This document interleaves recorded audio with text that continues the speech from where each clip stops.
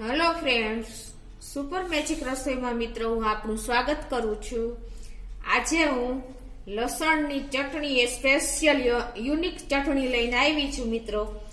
તો તમને મારો વિડીયો ગમશે અને તમે લાઈક કરજો, શેર કરજો અને સબસ્ક્રાઇબ કરવાનું ભૂલતા નહીં।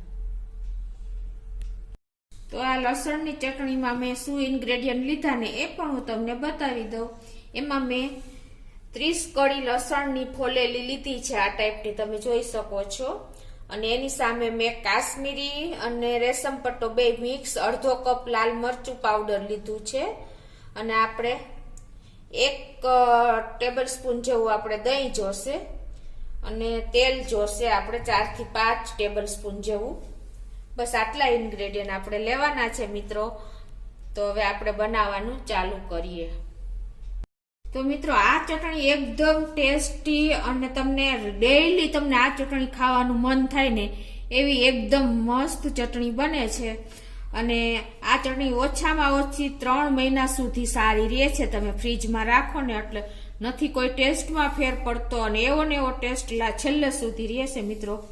તો હવે એમાં આપણે શું કરવાનું છે, એમાં જે આપણે આ લસણ લીધું છે ને એ મિક્સર જારમાં નાખી દેશું। અને એમાં આપણે આજે અડધો કપ મેં લાલ મરચું કાશ્મીરી ને રેશમ પટ્ટો બે લીધું છે એ નાખી દેશું। અને ટેસ્ટ એકોર્ડિંગ આપણે સોલ્ટ નાખી દેશું, અડધી ટીસ્પૂન જેવું આપણે સોલ્ટ નાખી દેશું। અને હવે આને આપણે પીસી લેશું મિક્સરમાં। તો મિત્રો જો આપણે આ લસણ ને લાલ મરચું નાખીને આપણે એની પેસ્ટ કરી લીધી છે, આવી દરદરી તમે જોઈ શકો છો, એકદમ ફાઇન પેસ્ટ થઈ ગઈ છે। હવે શું કરવાનું છે મિત્રો, આપણે આના માટે ચટણી બનાવવા માટે આપણે એક પેનમાં આ રીતે 5 ટેબલ સ્પૂન જેવું આપણે તેલ લેશું। તમે કોઈ પણ તેલ લઈ શકો છો મિત્રો। આ તેલના હિસાબે ચટણી પણ આપણી સરસ બને છે અને ટેસ્ટ પણ બહુ સરસ આવે છે।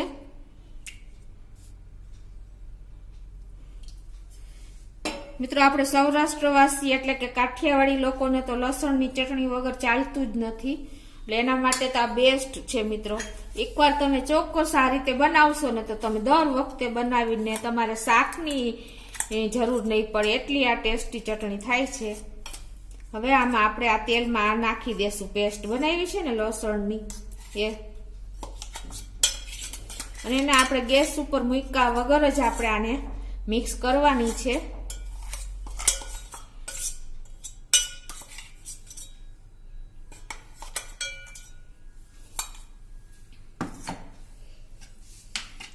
હવે આપણે આ રીતે સેજ તેલમાં નાખી દીધા પછી જ આપણે ગેસ ચાલુ કરશું મિત્રો।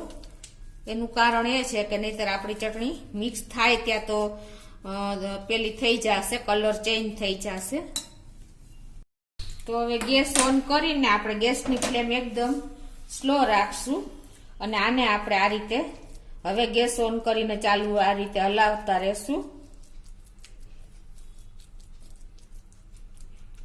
મિત્રો જો આ રીતે ગેસની ફ્લેમ તો સ્લો જ રાખવાની છે અને આ બધું આપણે સરસ તેલમાં મિક્સ કરી દેવાનું છે, એટલે 1 મિનિટ જેવું જ તમારે આમાં ટાઈમ લાગશે। ઇન્સ્ટન્ટ તમારે આ ચટણી તૈયાર થઈ જાય છે। તમે શાક બનાવતા વાર લાગે એનાથી ને આપણે 1-2 મિનિટમાં જ આ ચટણી તૈયાર થઈ જાય છે, જો તમારી પાસે લસણ ફોલેલું હોય તો વાર જ નથી લાગતી મિત્રો। અને આ તો હોશે ભાવે ને એવી ચટણી તૈયાર થાય છે। તો હવે આપણી ચટણી પણ જો સરસ મિક્સ થઈ ગઈ છે।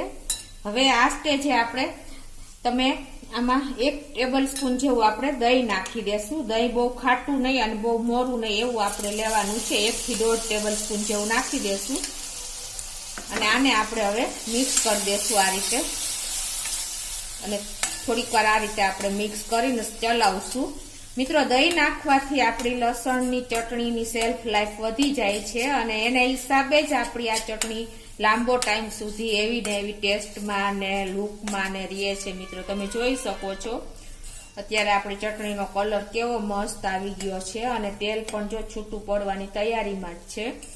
તો આ રીતે તમે 1 થી 2 મિનિટ તમારે સ્લો ફ્લેમ ઉપર જ ચલાવવાની છે મિત્રો। તમે જોઈ શકો છો. અત્યારે આ ચટણી તમે એકવાર ખાશો ને મિત્રો તો દર વખત તમે બનાવતા થઈ જાશો, એ મારી ગેરંટી છે. તમે જોઈ શકો છો. ગેસની ફ્લેમ લાસ્ટ સુધી આપણે સ્લો જ રાખવાની છે. એમાં ફૂલ કરશો તો તમારી ચટણીનો કલર ચેન્જ થઈ જશે.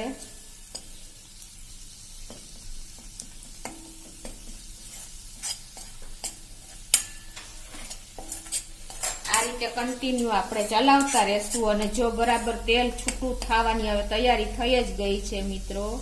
તેલ છૂટું પડે ને ત્યાં સુધી આપણે આને સ્લો ફ્લેમ ઉપર જ ચલાવવાની છે. તો જુઓ હવે તમે જોઈ શકો છો કે આપણે દહીં નાખ્યા. દહીંની જગ્યાએ તમે છાશ પણ એડ કરી શકો છો અને જો તમને એવું લાગે ને થોડીક પાતળી કરવી હોય ને તો તમે પાણી પણ એડ કરી શકો છો મિત્રો. પણ હું અત્યારે કાંઈ પણ એડ નથી કરતી, ખાલી દહીંમાં જ મેં બનાવી છે. અને આપણી ચટણી પણ રેડી થઈ ગઈ છે મિત્રો. તો હવે હું ગેસની ફ્લેમ ઓફ બંધ કરી દઉં છું અને હવે એને આપણે નીચે લઈ લેશું.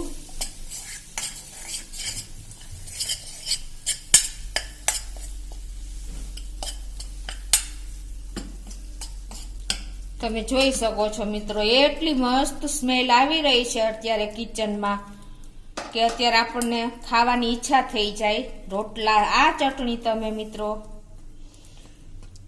રોટલા સાથે, ભાખરી સાથે, ઢોકળા, ઈડલી, મેંદુવડા, દહીંવડા બધામાં તમે આનો કોઈ પણ વાનગી સાથે તમે આનો ઉપયોગ કરી શકો છો. તો મિત્રો હવે આને આપણે સર્વ કરી લેશું. તો મિત્રો આપણી ચટણી રેડી થઈ ગઈ છે. આ ચટણી મિત્રો આપણે લગ્ન પ્રસંગમાં ખાટિયા ઢોકળા સાથે આપણને જોવા મળે છે અને મેં આની પહેલા પણ તમને આ ચટણી મૂકેલી છે એક ઢોકળા સાથે. પ્લસ મેં લીલી દ્રાક્ષની ચટણી, લીલા મરચાની ચટણી, લાલ મરચાની ચાસણીની ચટણી, ઘણી બધી ચટણીઓ મેં મૂકી છે મિત્રો. તમે ચોક્કસ આ બધી ચટણી એક વખત જોજો અને ટ્રાય કરજો મિત્રો. અને તમે એક વખત બનાવશો ને આ ચટણી એટલે તમે દર વખતે શાકની અવેજીમાં તમારે ક્યારેય શાક ન હોય તો તમે આ ચટણી લઈને બેસી જાશો. હશે ને તો પણ બેસી જાશો, એ મારી ગેરંટી છે મિત્રો. એટલી મસ્ત ચટણી બને છે. આપણા સૌરાષ્ટ્ર કાઠિયાવાડી લોકોને તો લસણની ચટણી વગર ચાલતું જ નથી. રોટલો, લસણની ચટણી અને ડુંગળીનો ગાંઠિયો અને છાશ હોય ને તો મિત્રો આ ચટણી હોય એટલે કાંઈ નહીં જોઈ મિત્રો, હું તમને ગેરંટી દઉં છું. તો તમે ચોક્કસ આ રીતે ટ્રાય કરજો એક વખત. પછી તમને મને કોમેન્ટ બોક્સમાં જણાવજો કે તમને કેવી લાગી ચટણી મિત્રો. અને તમને મારો વિડીયો ગમે તો લાઈક કરજો, શેર કરજો અને સબસ્ક્રાઈબ કરવાનું તો ભૂલતા જ નહીં.